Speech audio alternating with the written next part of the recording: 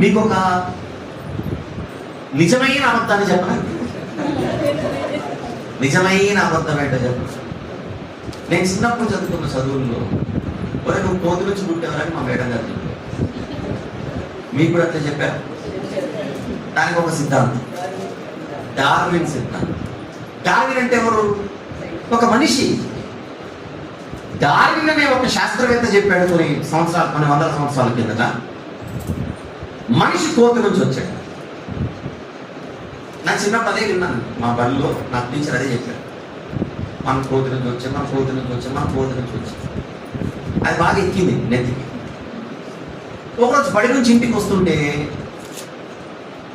Road మీద ఒక పెద్ద ఆయన మీసాలు తిప్పి ఎవరినో బెదిరిస్తున్నాడు. వరే నేను పులిబిడ్డను రాను. దెబ్బకు నా ఫ్యూజ్ ఎగిరిపోయింది. ఎందుకు ఎగిరిపోయింటే చెప్ప, బడిలో ఏమో వరే నువ్వు కోతి బిడ్డరా అని మా మేడం చెప్పి, రోడ్డు మీదకి వస్తే పెద్ద అంటే నేను పులి బిడ్డను. నాకు అక్కడ డౌట్ వచ్చింది, ఇంతకు కోతి బిడ్డనా పులి బిడ్డనా?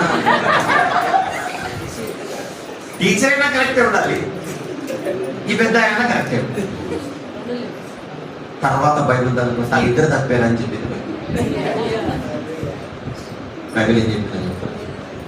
బైబిల్లో దేవుడు అన్నాడు, నువ్వు నా బిడ్డవుడా. ఏమన్నాడు దేవుడు? నా బిడ్డ.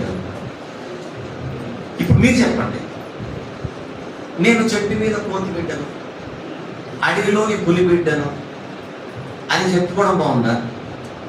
ఈ సృష్టినంతటిని సృష్టించిన సృష్టికర్తకు నేను బిడ్డ అని చెప్పుకోవడం బాగుందా? మీకు ఏది బాగుందో చెప్పండి. అందుకే దేవుని మాట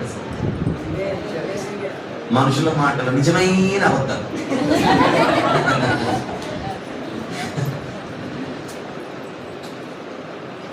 ఏమన్నాడు దావీదు గారు 7వ అధ్యాయం 2వ వచనంలో, దేవా నీవు దేవుడవు కనుక నీ మాట సత్యం. అందుకే దేవుని గురించి ఉంటుంది బైబిల్లో, ఆయన అబద్ధమాడజాలని దేవుడు, అబద్ధమాడనేరని దేవుడు. అసలు అబద్ధానికి దేవుడికి సంబంధమే ఉండదు. నేను చెప్పేది ఏంటంటే, ఇట్లా మన జీవితాలు బాగుపడాలంటే దేవుని మాటలు వినాలి. ఎందుకంటే అందులో అబద్ధాలు ఉండవు, అందులో అసత్యం ఉండదు, అన్ని నిజాలే ఉంటాయి, అంతా సత్యమే ఉంటుంది.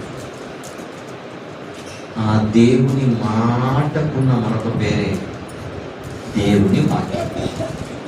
దేవుని మాటకుండే మరొక పేరేమిటి? దేవుని వాక్యం. బైబిల్లో ఉంటుంది, సత్యమందు వారిని ప్రతిష్ఠ చేయుము. నెక్స్ట్ మాట, నీ వాక్యమే సత్యం. నీ వాక్యం కూడా సత్యం కాదు, నీ వాక్యమే సత్యం. అందుచేత మనము సత్యాన్ని నేర్చుకోవడానికి దేవుని వాక్యం దగ్గర